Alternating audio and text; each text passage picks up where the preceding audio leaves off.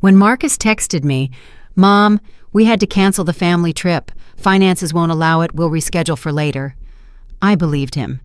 I worked all summer long taking extra shifts, while they, as they told me, were also working hard to recover financially. 3 weeks later, I opened Instagram and saw the truth. My daughter-in-law, Chantel, had posted photos of a Caribbean cruise. My whole family was there. Marcus in a crisp white linen shirt smiling under the sun, Chantel in a fancy, expensive coral dress. My grandkids, Jamal and Naomi, sporting designer straw hats that cost a fortune on those ships. Even Chantel's parents, Chuck and Eleanor Holt, were in the picture, toasting with champagne. Everyone but me. The caption read, "Unforgettable family vacation." Unforgettable. That word felt like a rusty knife twisting in my chest. I stayed quiet. I didn't cry. I didn't yell. I didn't call them. I simply held my silence and continued with my life as if nothing had happened. But in that instant, something inside of me broke forever. 3 weeks after the discovery, my phone vibrated at 7 o'clock in the morning. It was Marcus. "Mom, I urgently need $6,000. Credit card issue. I'll pay you back next month." I read the message 5 times. Every word was a slap in the face. $6,000. Urgent, as always. Just like it had been for the last 8 years. My fingers were trembling when I typed the reply. "Ask your wife's family." 4 words that changed everything. 4 words that cost me decades of submission, but which gave me something I never imagined. Freedom. Marcus tried to call 17 times that day.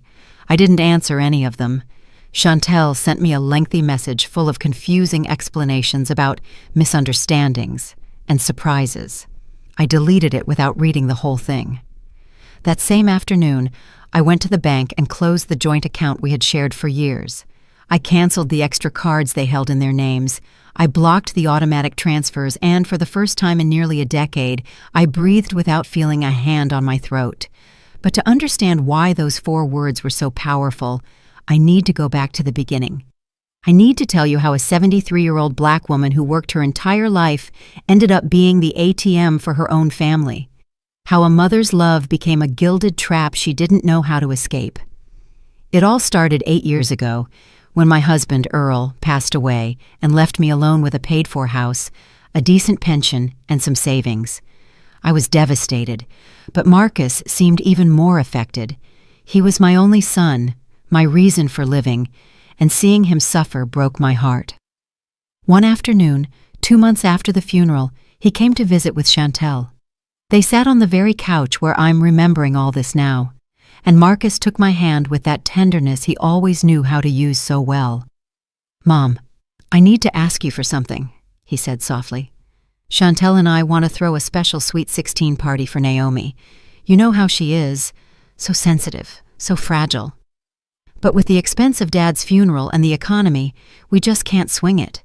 I know it's a lot to ask, but could you lend us $10,000? I promise we'll pay you back in 6 months." I looked at Chantel. She nodded with a perfect smile, one of those she probably practiced in the mirror. "It's just a temporary loan, Ruby. We want Naomi to have a beautiful memory of this milestone.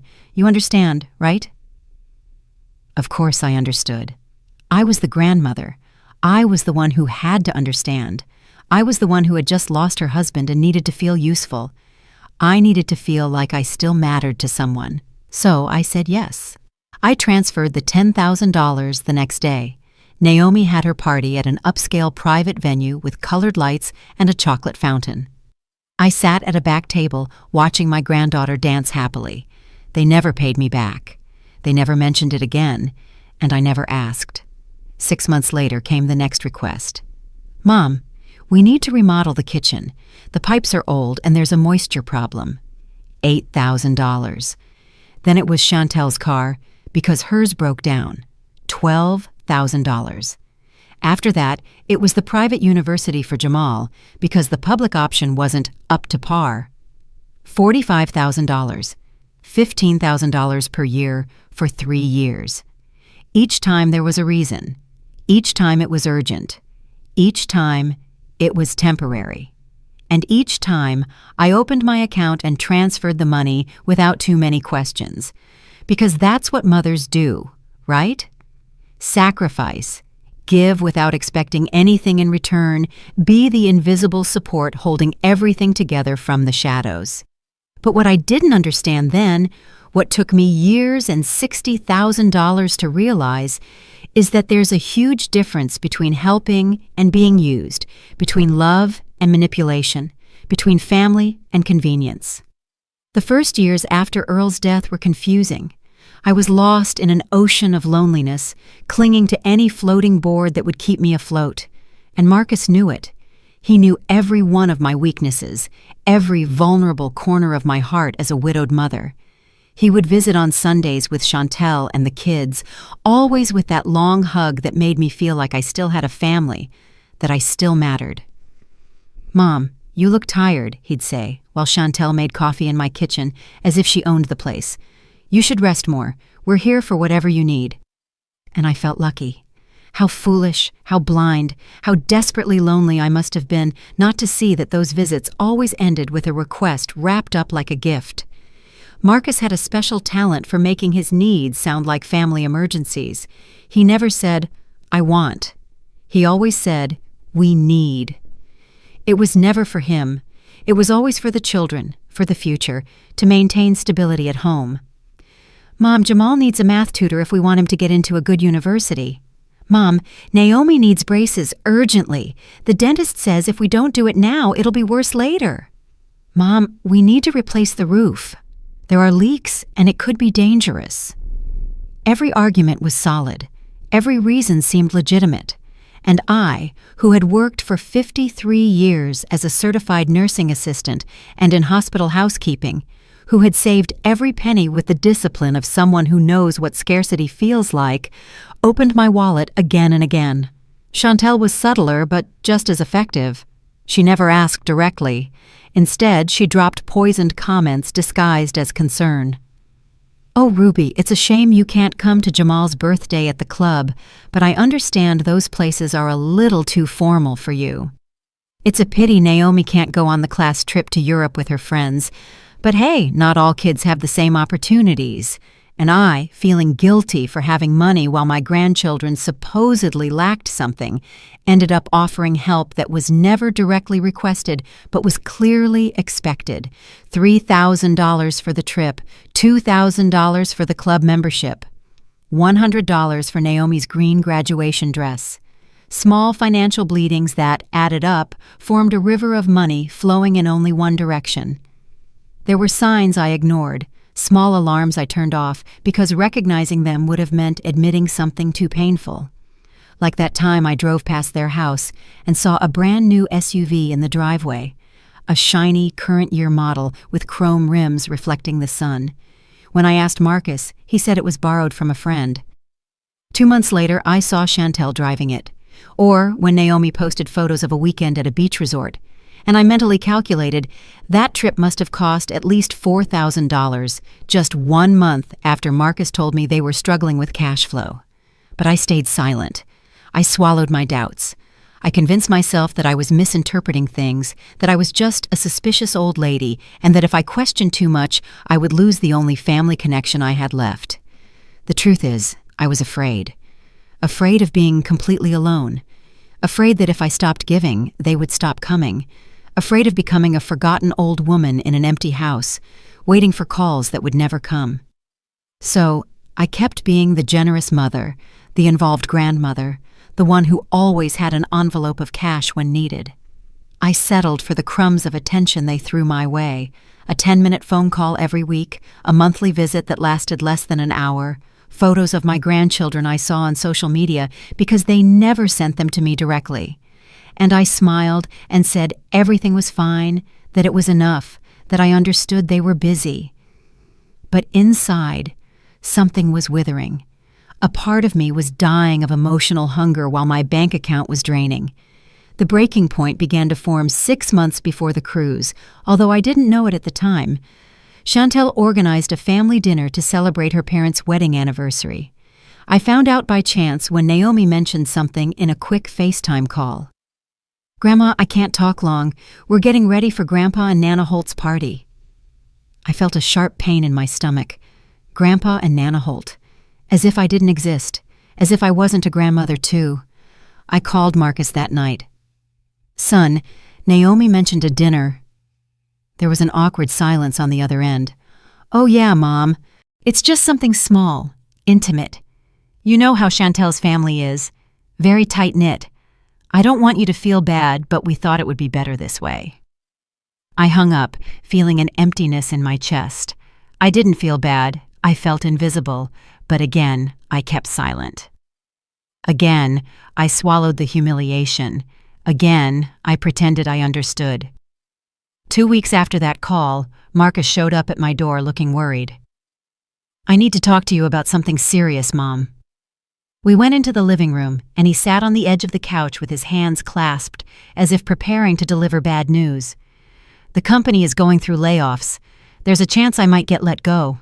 Chantel is really stressed. The kids need stability.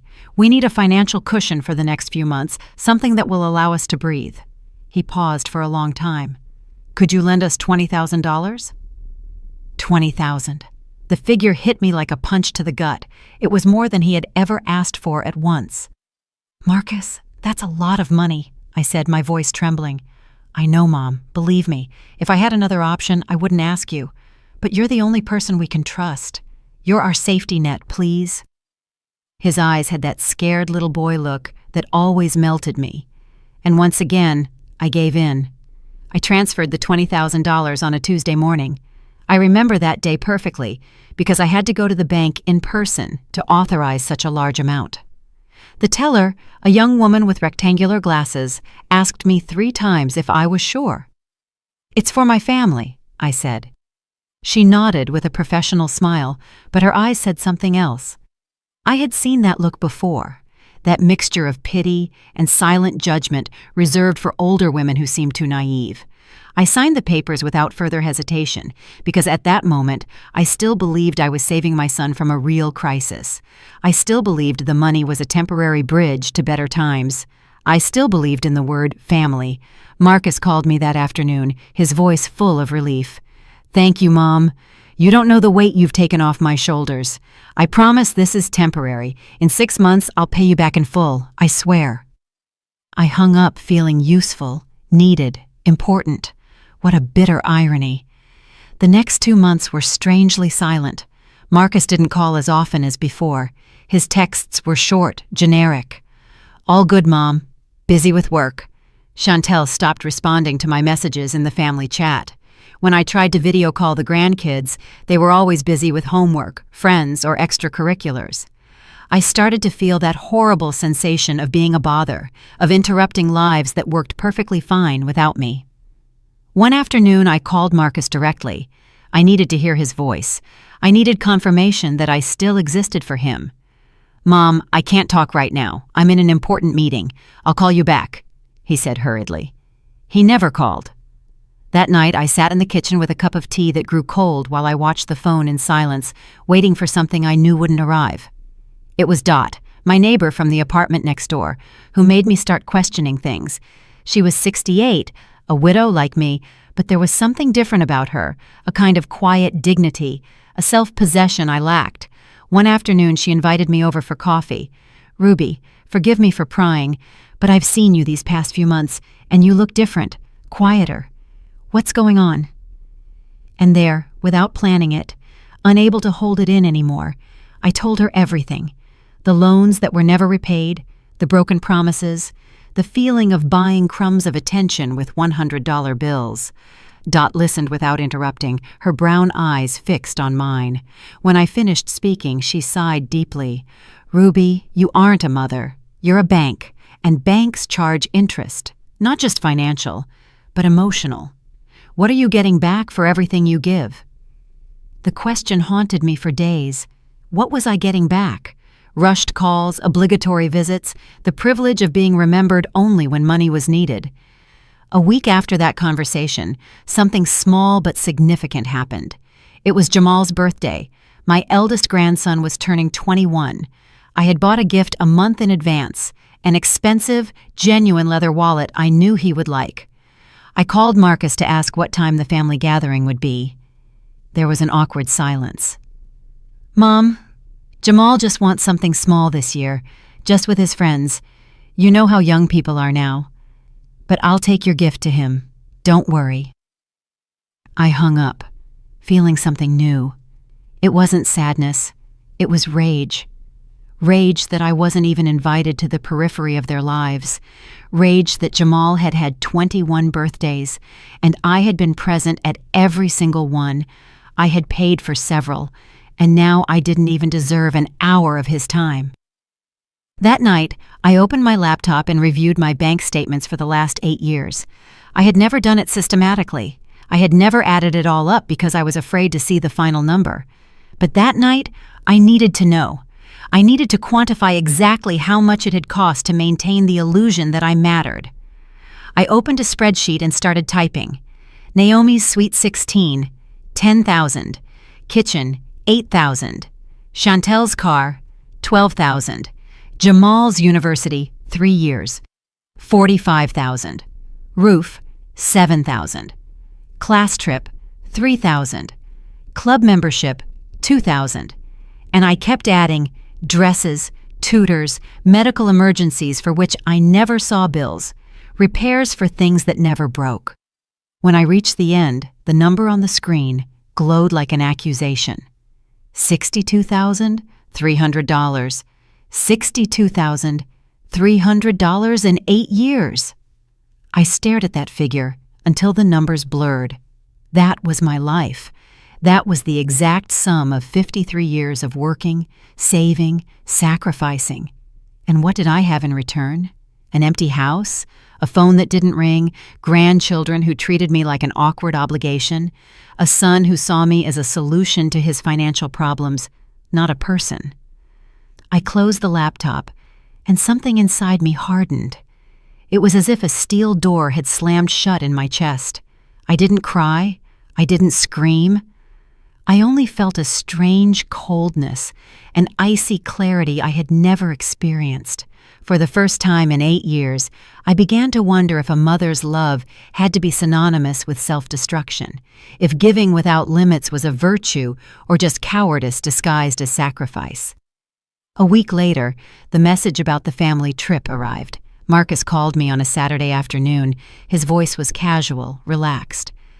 "Mom, I have to tell you something.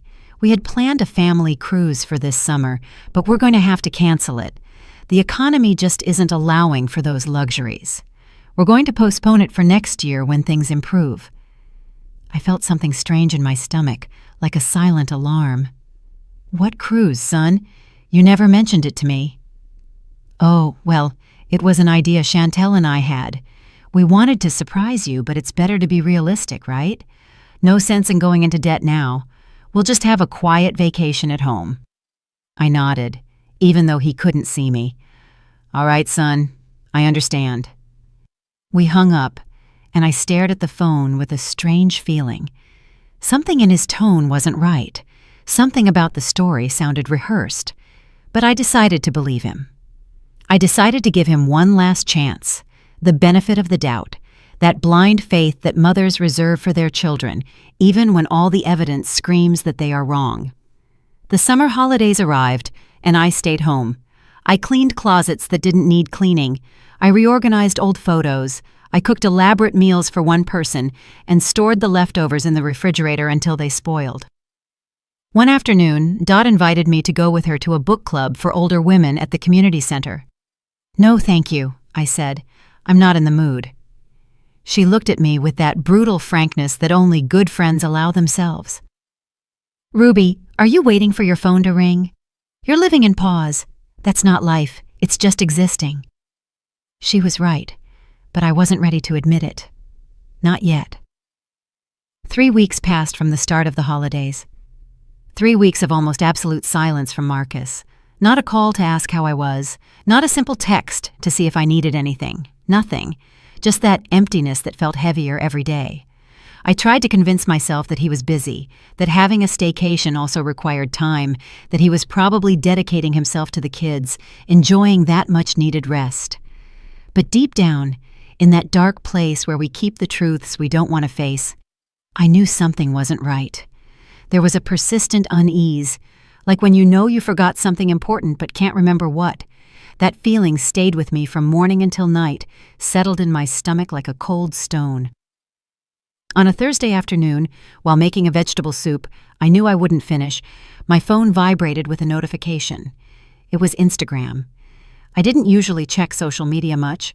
I had only installed it so I could see pictures of my grandchildren, those small fragments of their lives I had been reduced to. But that day, something made me open the app.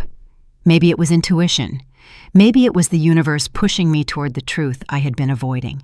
I saw that Chantel had posted something 20 minutes ago. My heart started beating faster, and I didn't know why. I tapped her profile, and there it was. The first photo was of her on the deck of a huge ship with the turquoise sea behind her, wearing that coral dress that must have cost a fortune, her sunglasses reflecting the sky. A perfect smile, too perfect. The caption read, "Unforgettable family vacation." I swiped to the next photo. Marcus was there in a white linen shirt, tanned, holding a cocktail decorated with tropical fruit and a tiny umbrella. He looked relaxed, happy, not a single worry on his face. Nothing in that image suggested financial problems. Nothing indicated that he had had to cancel the trip for lack of money. I kept swiping. Jamal and Naomi by the ship's pool, wearing those expensive straw hats sold in the cruise line's luxury boutiques. Another photo of the whole family having dinner in what looked like an elegant restaurant inside the ship with white tablecloths and wine glasses. And then the one that completely shattered me. A group photo. Marcus, Chantel, Jamal, Naomi, and Chantel's parents, Chuck and Eleanor. All smiling, all toasting, all together. A complete family enjoying an unforgettable vacation. Everyone but me. I felt the air rush out of my lungs. My hands began to shake so much I almost dropped the phone. I looked at the photos again, one by one, as if I were searching for a logical explanation, some detail that would prove I was misinterpreting everything. But there was nothing to interpret. The truth was brutal and simple. They had lied to me.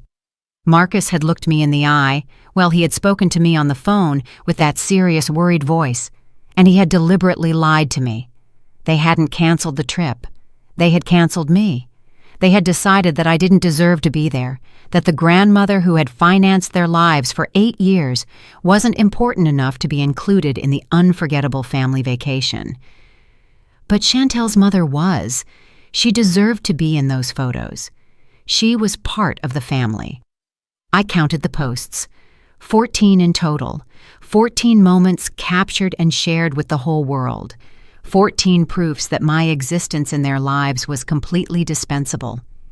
In one of the photos, Chantel posed in front of a giant plate of lobster with the phrase, "When life treats you right." Life. As if life had been the generous one. As if the money for that cruise had fallen from the sky. I started mentally calculating. A Caribbean cruise for 5 people, because obviously Chantel's parents were included in the package, with the ocean view cabins seen in the photos, the elaborate food, the decorated cocktails. I was easily looking at $10,000, maybe more. $15,000 spent on vacation while they were telling me they had financial problems, while they were asking me to understand that they couldn't afford those luxuries. I stood up and walked to the window. My legs felt weak, like they belonged to someone else. Outside, the sun shone indifferently. People walked down the street living their normal lives while mine fell apart in silence.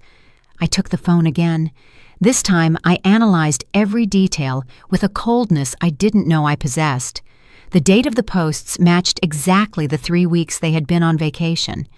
The same 3 weeks I had spent alone at home, feeling guilty for questioning their version, convincing myself that I was a distrustful mother for doubting my own son. I zoomed in on one of the photos where the name of the cruise line was visible on a life preserver. I searched online. It was a luxury line, one of those that advertised premium experiences, 5-star gastronomy, world-class entertainment. It was definitely not a budget trip. I closed my eyes and tried to take a deep breath, but the air wouldn't fill my lungs completely. There was a pressure in my chest, as if someone were sitting on my ribs. It wasn't just the lie, it was the premeditation. They had planned this. They had consciously decided to exclude me. They had invented a complete story to keep me away. And the worst part, the thing that truly tore me up inside, was that they hadn't even had the decency to keep it private. They had published it on social media. They knew I might see it. Or perhaps, and this was even more painful, they simply didn't care. Maybe they didn't even think about me enough to consider that I would see those photos. Maybe I was so irrelevant in their lives that I wasn't even worth the effort of blocking me from their posts. I sat down again, this time on the floor, my back against the wall. The phone was still in my hand, the photos still on the screen. I thought about all the times I had justified their behavior, all the excuses I had invented in my head to explain their distance, their coldness, their constant requests for money, followed by long silences. I thought about the $62,300, about every bank transfer, every envelope of cash, every promise of repayment that never materialized. And I asked myself, with a brutal, belated clarity, if I had ever been anything more to them than a resource. Did my son love me, or did he only love what I could give him? Did my grandchildren truly know me, or did they only know the grandmother who showed up with expensive gifts and financial solutions? The soup on the stove began to boil, and the sound brought me back to reality. I got up, moving on autopilot, turned off the burner, and served a bowl I knew I wouldn't eat. I sat at the kitchen table, the same one where Marcus had made so many of his requests, where Chantel had drunk coffee while dropping her poisoned comments disguised as concern. And there, in that heavy silence, I made a decision. I wasn't going to cry. I wasn't going to call them. I wasn't going to confront them. I wasn't going to give them the drama they probably expected if I ever found out. I was going to do something much more powerful. I was going to stay silent. I was going to wait.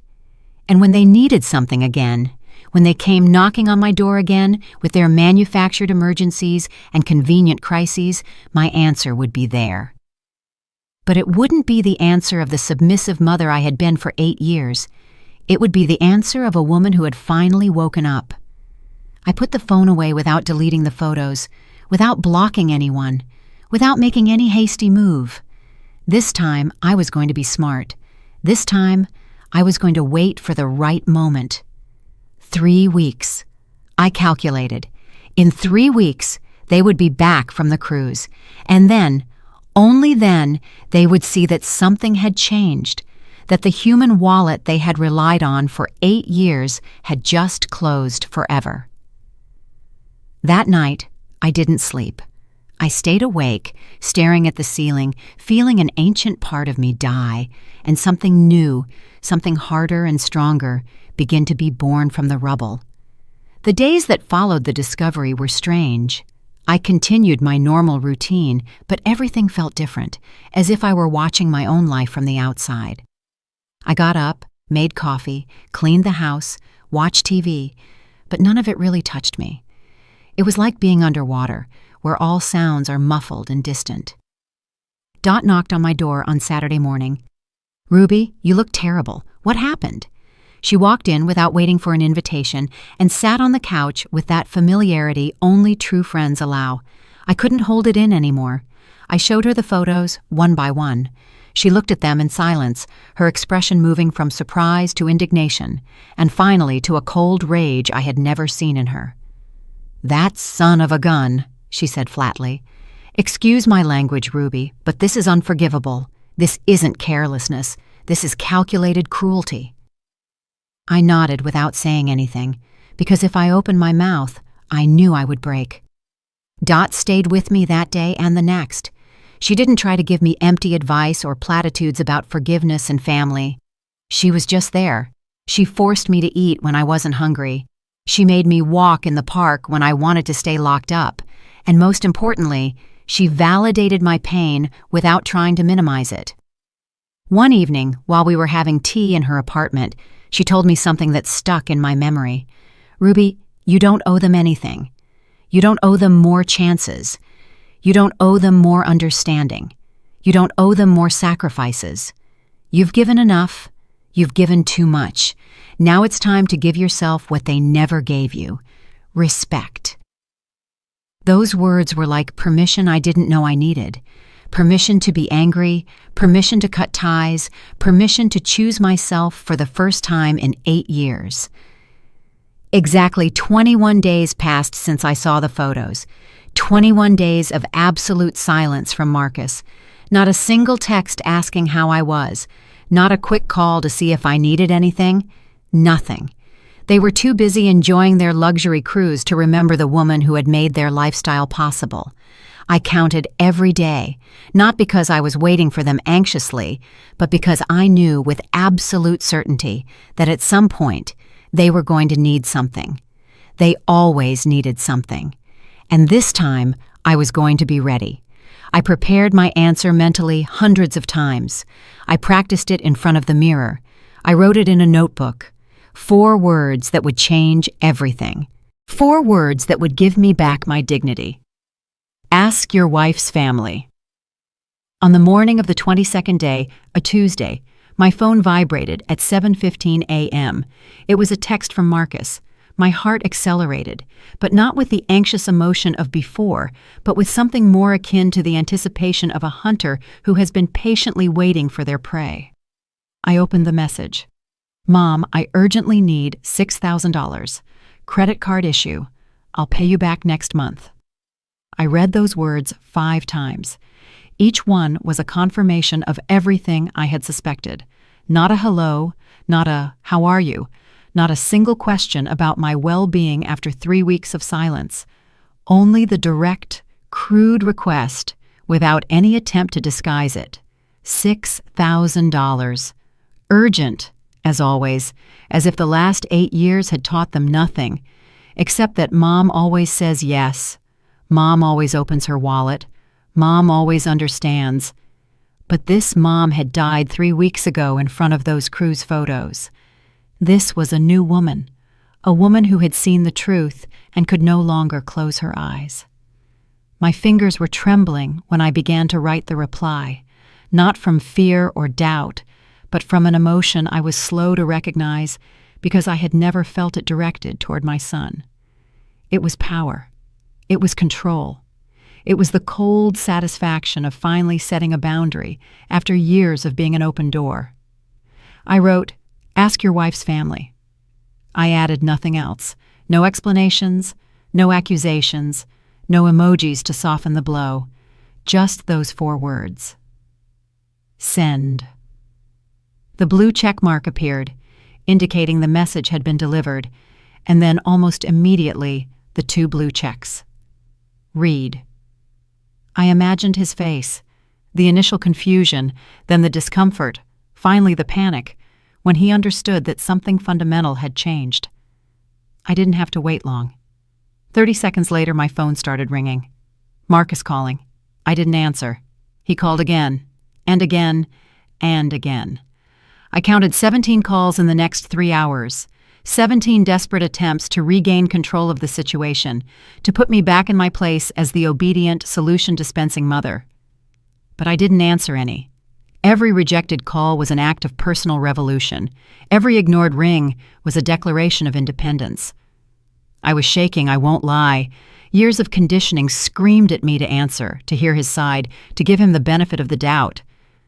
But there was another voice, newer but stronger, that reminded me of the cruise photos, that reminded me of the $62,000, that reminded me that I too deserved respect. At 2 o'clock in the afternoon, a message arrived from Chantel. It was long, full of exclamation points and capital letters. "Ruby, I don't understand what's going on. Marcus is so worried. There must be a misunderstanding. Can we please talk like adults? The children are confused. You can't do this to your own family." I read the message with a calm that surprised me. There was the classic manipulation.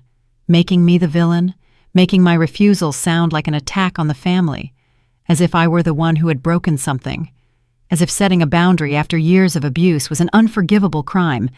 I noticed that she didn't once mention the cruise, not an apology, not a recognition of the lie, just indignation at my audacity to say no. I deleted the message without replying. That was going to drive her crazier than any words I could write. That same afternoon, my hands still trembling but with a determination that grew with every minute, I went to the bank. I asked for the same teller with the rectangular glasses who had helped me when I transferred the $20,000. She recognized me immediately. "How can I help you today, ma'am?" "I need to close the joint account I have with my son," I said. My voice sounded firmer than I expected. "I also need to cancel all the extra cards in their names and block any automatic transfer authorizations." She blinked, surprised. "Are you sure? It's an important decision." "I am completely sure," I replied. "I've never been surer of anything in my life." I filled out the necessary forms. I signed where indicated, and with each signature, I felt like I was reclaiming pieces of myself that I had given away thinking I was buying love. The process took almost 2 hours. While the teller processed everything in the system, I sat in that uncomfortable plastic chair and felt something strange. Peace. It wasn't the quiet, warm peace of movies. It was something closer to the silence after a storm, when everything is broken, but the rain has finally stopped. The teller handed me the final documents. "The joint account is closed. The cards are canceled. They no longer have access to your funds, ma'am." "Thank you," I said. And then, without planning it, I added, "I should have done this years ago." She looked at me with a sad understanding. Better late than never. Sometimes love makes us blind. I left the bank feeling that I had left behind more than just a bank account. I had left 8 years of being invisible, dispensable, useful only when money was needed. When I got home, I had 32 unread messages. Marcus, Chantel, even Jamal had texted asking what was wrong with Grandma. I quickly reviewed them all. None asked how I was, none offered an apology. All demanded explanations, as if I owed them justification for protecting myself. The last message was from Marcus, and it read, "Mom, this is ridiculous. You are an adult. You can't act like a child just because you got upset about something. Call me, and let's talk like civilized people."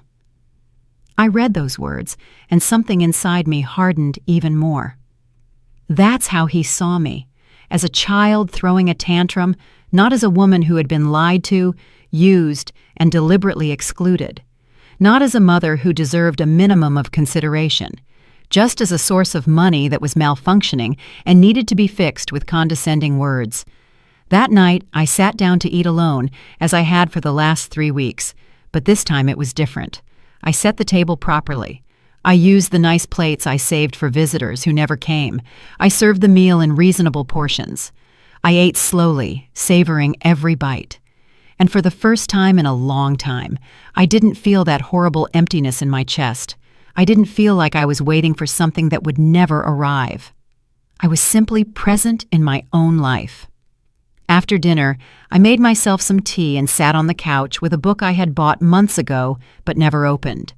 I read 3 chapters straight, without interruptions, without checking the phone every 5 minutes, hoping for messages that would make me feel less alone. The phone was there, occasionally vibrating with new messages that I systematically ignored, but it no longer owned me. It no longer dictated my peace. The following days were a strange mixture of liberation and pain. There was a part of me that felt incredibly light, as if I had been carrying a backpack full of stones for years and had finally set it down. But there were also moments of panic, that anxiety that comes when you break a pattern that, although destructive, was familiar. I would wake up in the middle of the night, heart racing, wondering if I had done the right thing, if I was being too harsh, if a good mother would act this way. But then I remembered the cruise photos. I remembered the lie.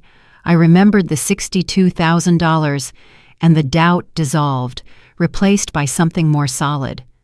Conviction. Dot came over every afternoon. Sometimes we talked, Sometimes we just sat in silence drinking coffee. Her presence was a reminder that I wasn't crazy, that my reaction was completely valid. A week after closing the bank account, Marcus showed up at my door. He didn't call first. He didn't ask if it was a good time.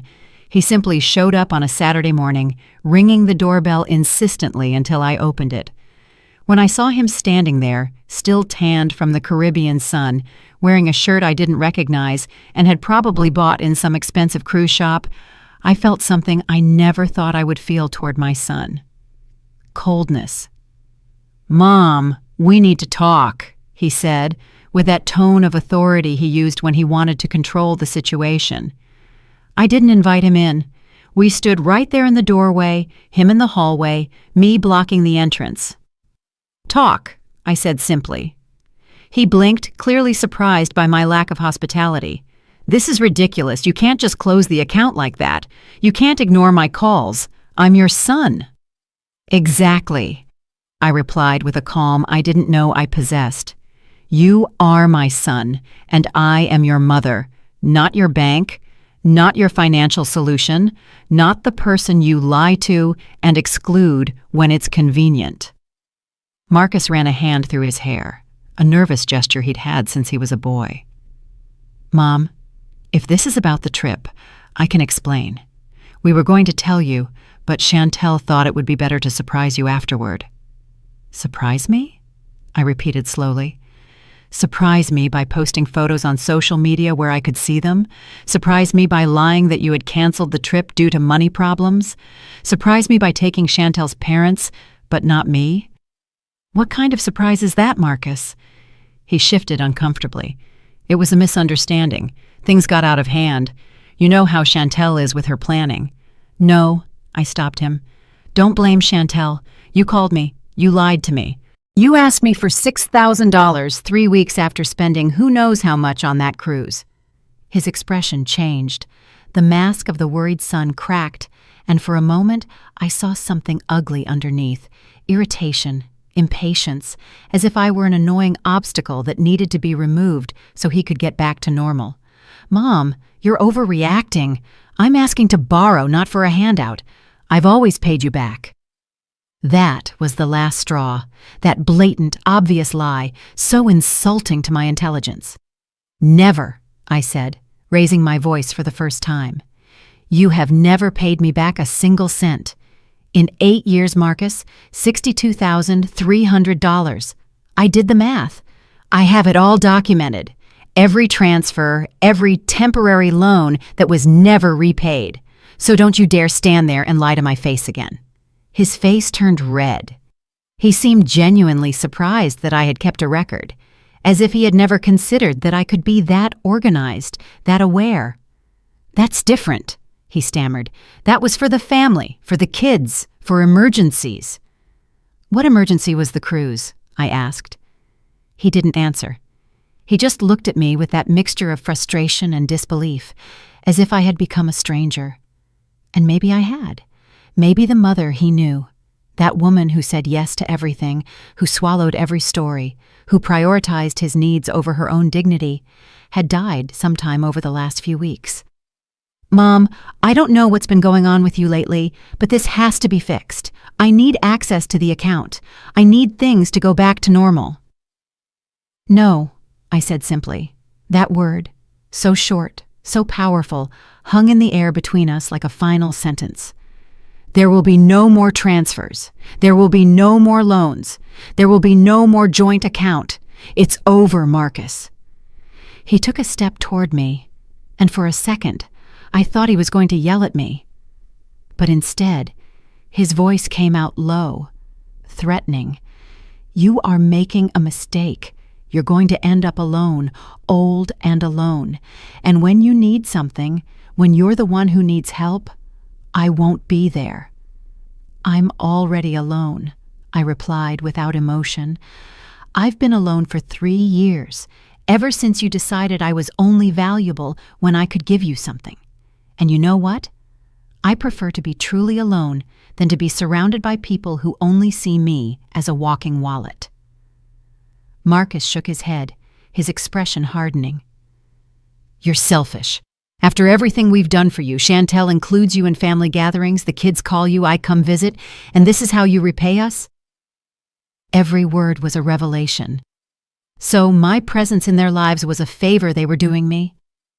The crumbs of attention I received were a payment for my financial generosity, not love, not family, just a transaction. Go, I said. My voice sounded tired. Now, get out of my house, Marcus. He stared at me for a long moment, perhaps expecting me to break, to give in as I always had. But I held his gaze without flinching. Finally, he turned around. "You're going to regret this," he said over his shoulder as he walked toward the elevator. "I don't think so," I murmured when the door closed. I stood there for several minutes, processing what had just happened. I had confronted my son. I had set boundaries. I had said no, and the world hadn't ended. The sky hadn't fallen. I was still breathing. I was still standing. I was still myself, only now with a little more dignity intact. That afternoon, Dot knocked on the door as if she had sensed I needed her. I told her everything. She hugged me for a long time. "I'm proud of you," she whispered. "I know it hurts. I know it's hard, but what you did today was an act of self-love." We cried together. Not exactly tears of sadness, but something more complex. It was like crying for a version of myself that had died. A version that thought her worth lay in how much she could give, how much she could endure, how much she could sacrifice. Dot didn't leave that night. She stayed for dinner, and then we watched an old movie on TV. It was the first time in months I had genuinely laughed, the first time I enjoyed a moment without that background anxiety, waiting for the phone to ring, for someone to need me, for me to have to be available. The following days were quieter. Marcus didn't come back. Chantel's messages became less frequent until they disappeared completely. It was as if they had understood that this time I wouldn't give in, or perhaps they had simply found another source of funding, and I was no longer necessary. Whatever the reason, the silence was a relief. I started doing things I had postponed for years. I signed up for a painting class at the community center. I met other women my age who were also rediscovering themselves after years of living for others. One of them, Yvette, had gone through something similar with her own children. We quickly became friends, united by that silent understanding that only comes from having survived the same thing. One morning, 2 weeks after Marcus's visit, I went to a travel agency. I had seen an ad for tours in Italy, and something in me woke up. "I want information about this trip," I told the agent, a young woman with a kind smile. She showed me photos of Rome, Florence, and Venice, places I had always wanted to see but had postponed because there was always something more important to spend the money on, always someone else who needed it more than me. "How much does it cost?" I asked. She gave me the price, $4,500 for a 10-day all-inclusive tour. 6 months ago, that number would have seemed impossible to spend on myself. Too selfish, too frivolous. But now, after everything I had been through, after finally understanding that my life also had value, that number seemed perfectly reasonable. "I'll take it," I said. The agent blinked, surprised by my quick decision. "Are you sure? Do you want to think about it?" "I don't need to think about it," I replied. "I've been thinking all my life. It's time to act." Booking that trip was the first truly selfish act I had done in decades. And I say selfish without the negative weight that word had always carried for me.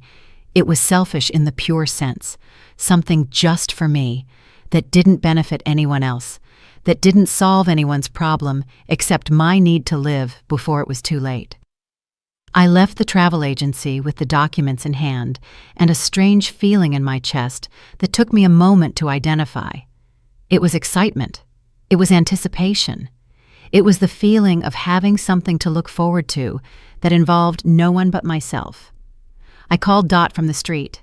"I did it," I said as soon as she answered. "I booked the trip to Italy." She screamed with delight on the other end of the line. "Ruby, I'm so proud of you. When do you leave?" "In 6 weeks, 10 days touring cities I had only seen on postcards." We hung up, and I stood there on the sidewalk, smiling like a fool, feeling the sun on my face, and thinking that maybe, just maybe, at 73, I was finally learning to live for myself. The following weeks were a whirlwind of preparation. I bought a new suitcase because the one I had was old and full of memories of family trips I never really enjoyed. I went to a clothing store and tried on dresses I never would have dared to wear before. I bought a mustard-colored one, cheerful, bold, completely different from the gray and beige tones I had worn for years to avoid drawing attention. The saleswoman, a young woman with tattoos on her arms, told me, "It looks gorgeous on you. You look radiant." And I looked in the mirror, and for the first time in a long time, I liked what I saw. I wasn't the invisible grandmother. I wasn't the rejected mother. I was Ruby, a 73-year-old woman who was choosing herself. I bought the dress and 2 more. I also bought comfortable walking shoes, a small camera for photos, and a notebook to write down my impressions of the trip. Dot and Yvette helped me plan. We reviewed maps, researched restaurants, and made lists of places I couldn't miss. It was fun. It was light. It was everything my family gatherings never were. There was no hidden tension. There were no requests disguised as conversation. Just 3 older women excited about planning an adventure. One afternoon, while having tea in my living room, Yvette asked me, "Have you heard anything from your son?" I shook my head. Nothing. Absolute silence. She nodded understandingly. "It's better that way. Silence is sometimes the clearest answer. Are you worried they might show up while you're gone?"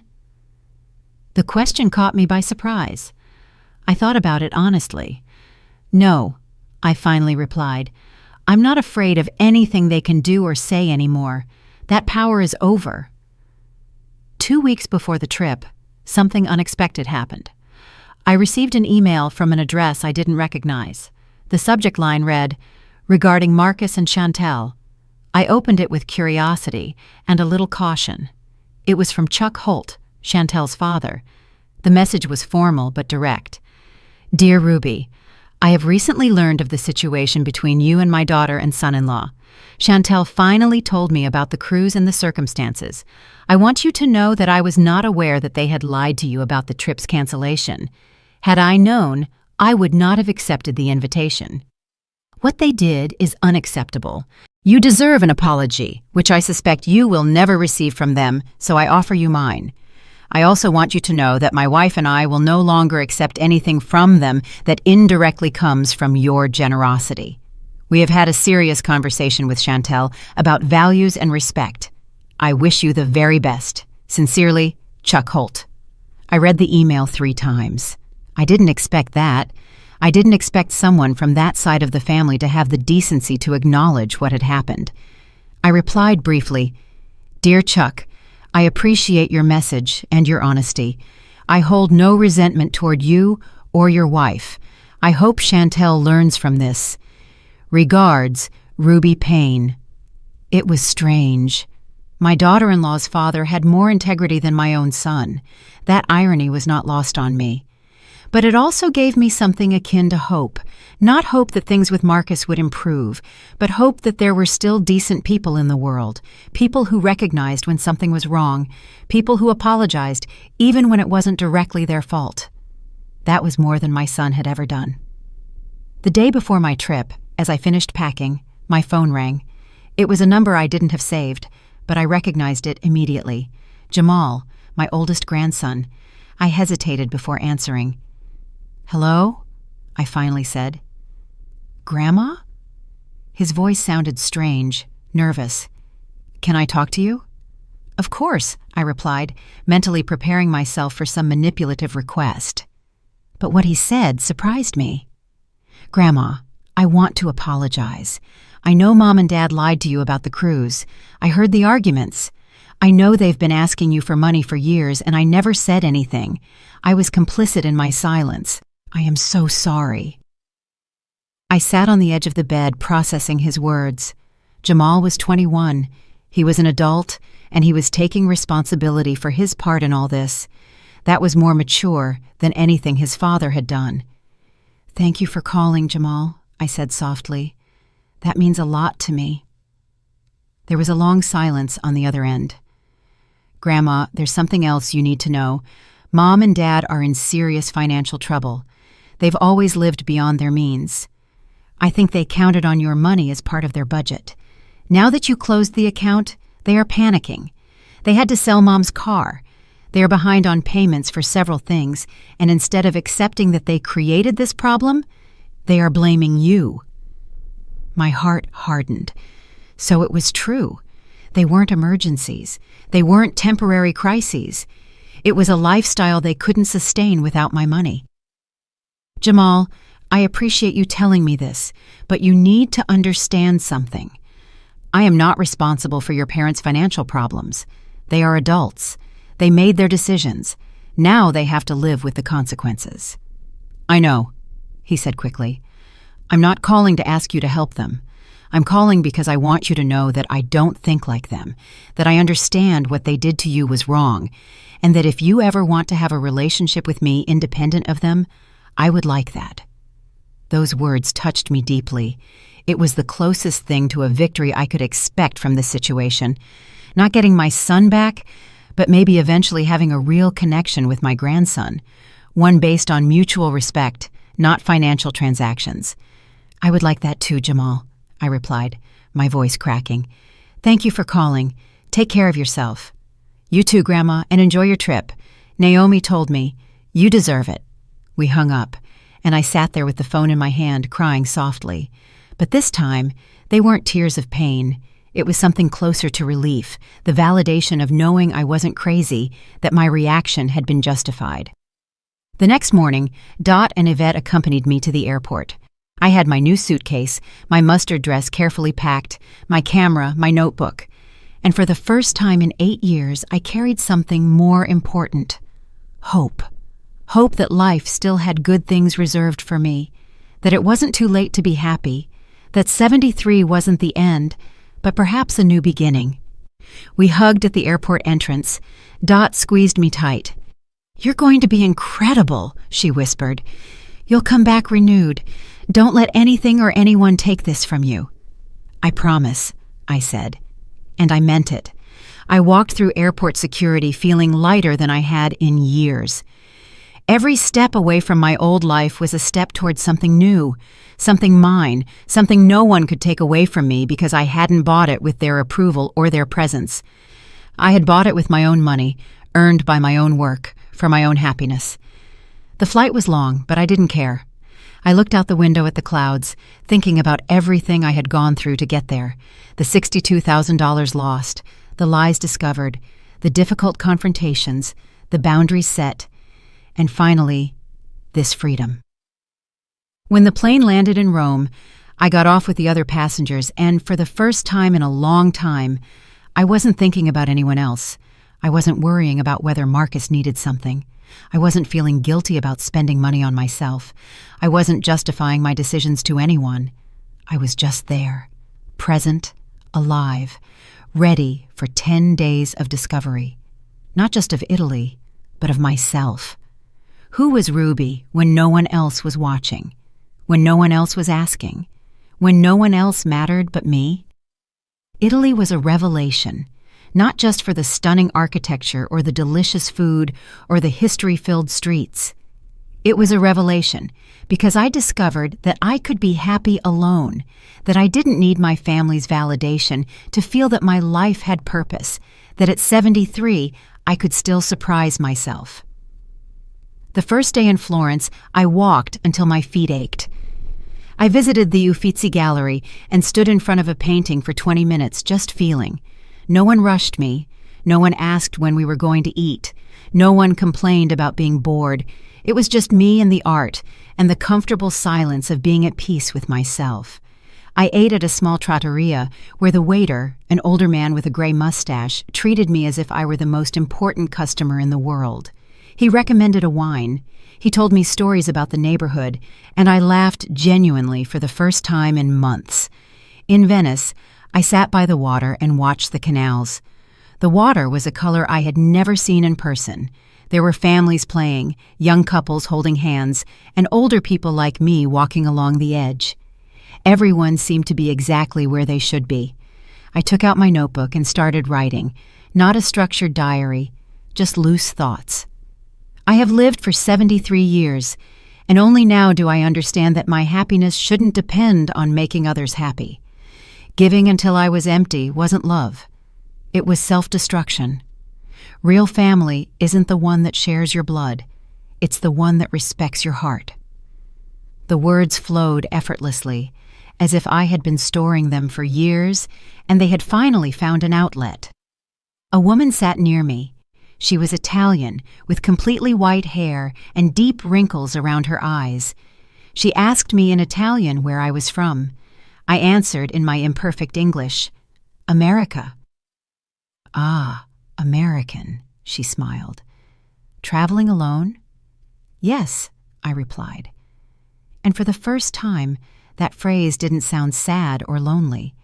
It sounded like a choice, like power. She nodded with understanding. "Me too. My children want me to stay home, to wait for them, to be available when they need me. But I decided that my last years will be mine."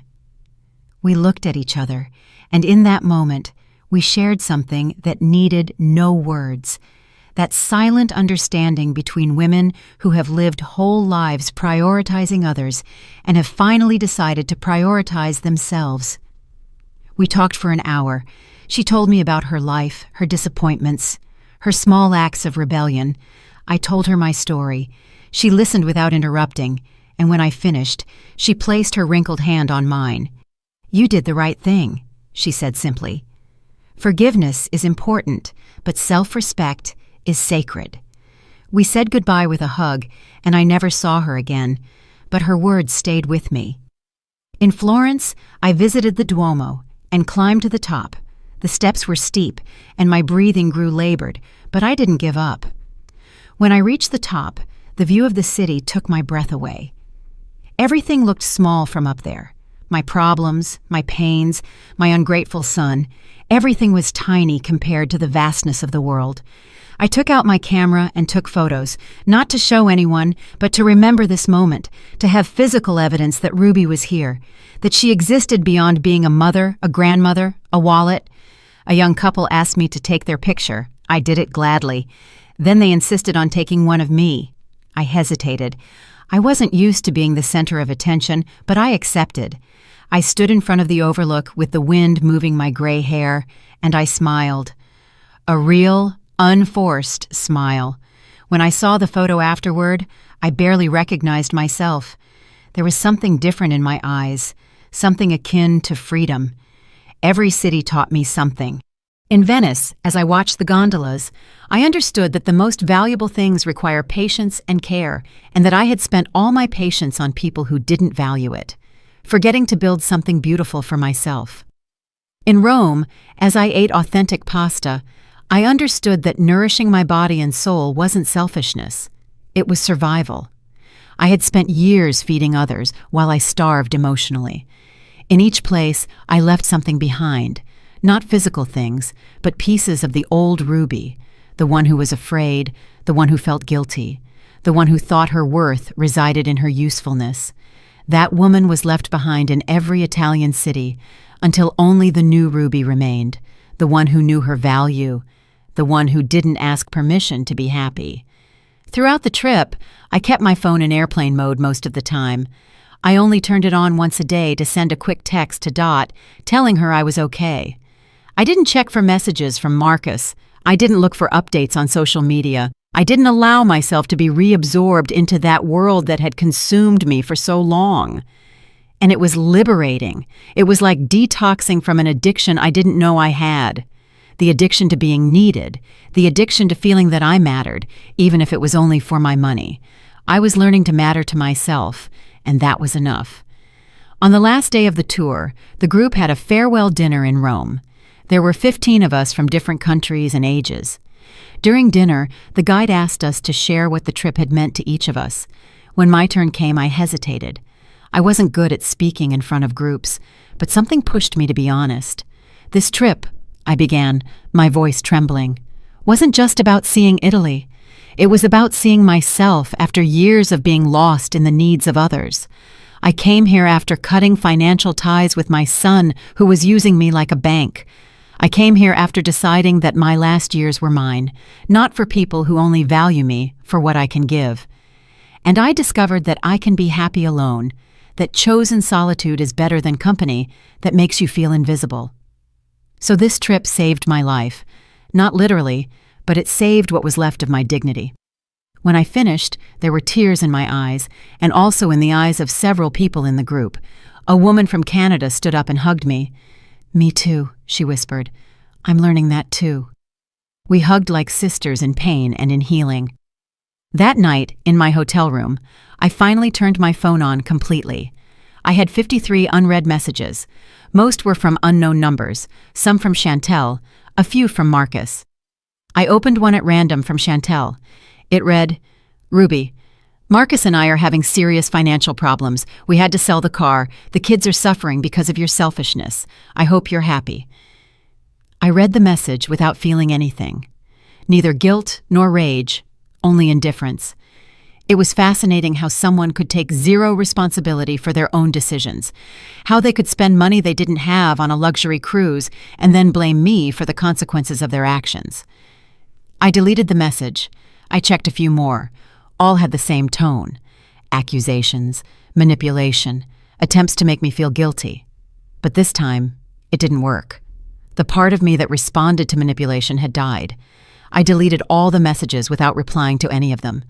There was a message from Jamal. It was different. "Grandma, I hope your trip is amazing.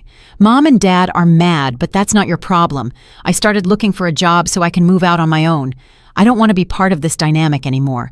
When you get back, I'd like to see you, without them. Just you and me. Take care." That message made me cry, but they were good tears, tears of hope. My grandson was breaking the pattern. He was choosing to be different. I replied briefly, "Jamal, the trip was transformative. I'd love to see you when I get back. I'm proud of you for making your own decisions. I love you. Send." Then I turned off the phone again. Tomorrow I would fly back home, but I wouldn't be the same woman who had left. That Ruby had stayed somewhere between Rome and Venice. The one returning was stronger, more aware, more complete. The flight back was different from the outbound one. This time, I wasn't looking ahead with nervous hope. I was looking back with gratitude. Gratitude for every lesson learned, for every boundary set, for every time I chose my peace over their approval. When the plane landed, Dot and Yvette were waiting for me. They ran toward me when I came out, and the three of us hugged, crying and laughing at the same time. "You look different," Dot said, pulling back to look at me closely. "There's something in your eyes." "I am different," I confirmed. "I am complete." On the way home, I told them about the trip, the cities, the woman on the water's edge, the farewell dinner, and they listened with the attention that only true friends give. When we arrived at my apartment, something surprised me. There was a box in front of my door. The box was wrapped in plain brown paper with no sender label. Dot and Yvette looked at each other cautiously. "Do you want us to stay while you open it?" Yvette asked. I nodded. I didn't know what to expect, but their presence gave me security. We went into the apartment and I put the suitcase aside. The box wasn't heavy. I placed it on the kitchen table and opened it slowly. Inside were several things. First, a letter in a white envelope. Beneath it, all the cards I had given Marcus over the years. Birthday cards, Father's Day cards, Christmas cards. There were also old photos from when he was a child, his graduation, his wedding, and at the bottom, a check. I took it out with trembling hands. It was for $5,000, signed by Marcus.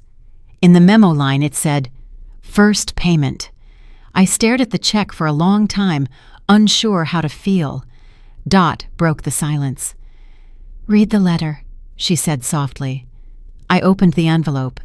The handwriting was Marcus's, that slanted script I had known since he learned to write. "Mom, I don't know how to start this letter. I've written and rewritten these words for weeks. Nothing sounds like enough. Nothing can repair what I did. But I need to try. You are right about everything. I used you. I lied to you. I treated you like a bank instead of my mother. And the worst part is, I knew it the whole time. I knew what we were doing was wrong. I knew we were hurting you. But it was easier to keep taking your money than to face our own financial problems. Chantel and I were living way above our means. We wanted to pretend we had a status we didn't. And you were the one who paid for our vanity. The cruise was the last straw, but honestly, it should have been any of the other 100 times I failed you before that. When you closed the bank account, I got angry. I blamed you. I told Chantel you were being irrational and vengeful. But when everything started to collapse, when we had to sell the car, when we fell behind on payments, when we faced the real consequences of our decisions without your safety net, something changed. I started to see what I had done. I started to understand the magnitude of my betrayal. I talked to Jamal. He told me some very hard but very true things. He told me I lost you, not when you closed the account, but years before, when I decided you were more useful as a wallet than as a mother. And he was right. This check is just the beginning. I know $5,000 is nothing compared to the $62,000 I owe you, but it's all I could put together by selling some things and working extra hours. I plan to pay you $1,000 every month until I repay everything. Not because I expect your forgiveness. I don't deserve it. I'm doing it because it's the right thing to do. Tears streamed down my cheeks as I continued reading. I'm not asking you to call me. I'm not asking us to go back to how things were because that would be impossible. And frankly, you deserve better than how things were before. I only ask you to know that I finally understood. I understood that I had an extraordinary mother, and I treated her like garbage. I understood that the love you gave me throughout my life was invaluable, and I repaid it with indifference and usage. Chantel and I are in couples therapy. I'm also going to individual therapy. We are facing our problems head on for the first time in our marriage. It's painful and difficult, but necessary.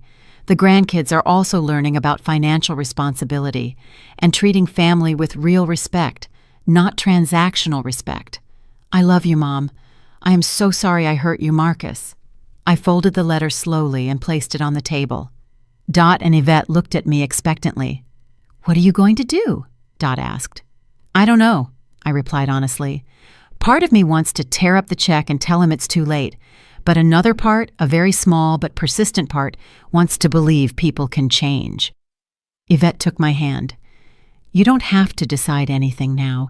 Let time show you if it's genuine or just another manipulation. She was right. I had learned during these months that not all decisions needed to be made immediately, that it was okay to sit with the discomfort of not knowing. I put the letter and the check in a drawer. I would decide later. For now, I just wanted to enjoy being home after a life-changing trip. My friends stayed that night. We cooked together. We laughed. I shared photos of the trip, and for the first time in years, my house felt full in the right way. The following days were about adjusting. I returned to my routine, but it was different. I no longer spent hours looking at the phone, waiting for messages that would make me feel needed. Instead, I filled my time with things I genuinely enjoyed: the painting class, walks with Dot, coffee with Yvette, and video calls with Jamal, who kept his word and began visiting me independently of his parents. These visits were different. He didn't come with his hand out. He came with stories about his new job, with genuine questions about my life, with real interest in getting to know the grandmother beyond the role she had played in their dysfunctional family. One afternoon, he brought me flowers. Just because, he said, because I want you to know I value you. I cried because finally someone in my family was giving me something without expecting anything in return. That was real family. 6 months after the trip to Italy, something changed. Marcus's check was still in the drawer, uncashed, but every week, an envelope with $1,000 in cash arrived in my mailbox. No notes, no explanations, just the money, fulfilling its promise. We met occasionally for coffee, always brief, always with clear boundaries. Chantel and I maintained a cordial but distant relationship. Jamal and Naomi visited me regularly, and without the pressure from their parents, we had built something real. Dot and Yvette became my chosen family. We traveled together, we laughed together, we aged together without asking anyone's permission. I went back to Italy last year, taking Dot with me. We visited the same places, but it was different because I was different. Stronger, more complete, more mine. Today, 2 years after seeing those cruise photos, I am at peace. Marcus is still paying the debt.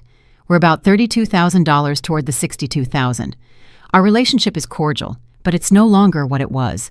And that's okay, because I learned the most important lesson of my life at 73. Real family doesn't charge admission. Real love doesn't empty your bank account or your soul, and it is never, ever too late to choose yourself. I didn't lose $62,000. I bought my freedom. I bought my dignity. I bought my peace. I bought the opportunity to live my last years without carrying the weight of others' expectations. And if this story made you feel anything, if you identified with any part, if it made you think about your own boundaries or your own relationships, then my pain served something bigger than me. It served to remind you that you too deserve respect, that you too can say no, that you too can choose yourself without guilt, because in the end, the only person you will live with your entire life is yourself, and that person deserves all your love, all your protection, and all your loyalty before you give it to anyone else, even before you give it to family. Because if you don't take care of yourself, no one else will. And that is the hardest and most liberating truth you will ever learn. Did you like my story, and which city are you listening from? Let's meet in the comments. If you like the story, you can support me by sending a super thanks so I can keep bringing more stories like this. Thank you so much for your sweet support. I'm looking forward to your comments on the story. On the screen, you can see 2 new life stories that I highly recommend. There's so much more on my channel. Don't forget to subscribe. See you in the next life story with love and respect.